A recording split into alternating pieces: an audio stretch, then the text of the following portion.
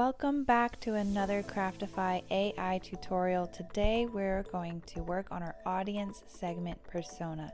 And I'm just going to show you how fast and easy it is to craft a great target market audience. Now, Craftify has done a little bit of the work for you. You already gave your information about your business, we've read your website, you've decided your tagline, your motto, all of these things. And now we need to work on our target market. Now, there's just a few things to start off with. We're going to first describe our target audience. Here is where you're going to put in your ideal customer. Craftify has already read in a little bit to who your customers may be, considering that it has a little bit of your information. And so you're going to put that all in here.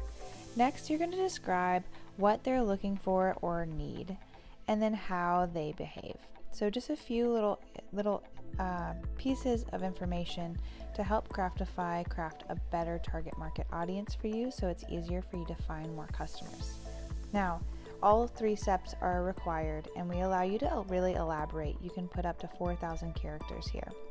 Now, if you don't like what you see already here in your ideal customer, you can add or take away from here, and then you're going to go ahead and fill in these 2 pieces here. Okay, I've placed in here some information about what my target market might need. You'll just take a few minutes to fill those out, and then you'll click the next button. From here, Craftify is going to read that information and give us an audience segment persona. So we're going to look at these this persona, which might be the ideal customer for you. Don't worry about names and numbers within this. This is really just getting a general idea of the average people who probably live in the area that you've chosen, and with the specifics that you've given. So basically, we're going to start off with a persona name, which is going to be the title of this certain audience segment.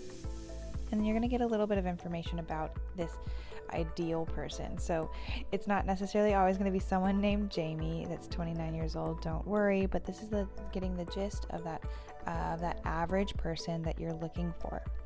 So Jamie lives in Vancouver, and they're a fitness trainer. They're health conscious and adventurous. Getting a little bit deeper. She's female, making a certain amount of money, has a certain degree, and she's passionate about being healthy and sustainable. She seeks healthier snacks that doesn't compromise taste, and she likes to support local businesses. It's very similar to some of the information I already gave. They're very tech savvy, and they prefer to order online or by social media. And this persona is going to help us build better content for a person that's similar to this fictitious persona here named Jamie. Now we're going to go ahead and click done, or we can create a new persona as well. You can always craft another option. I'm going to go ahead and click done.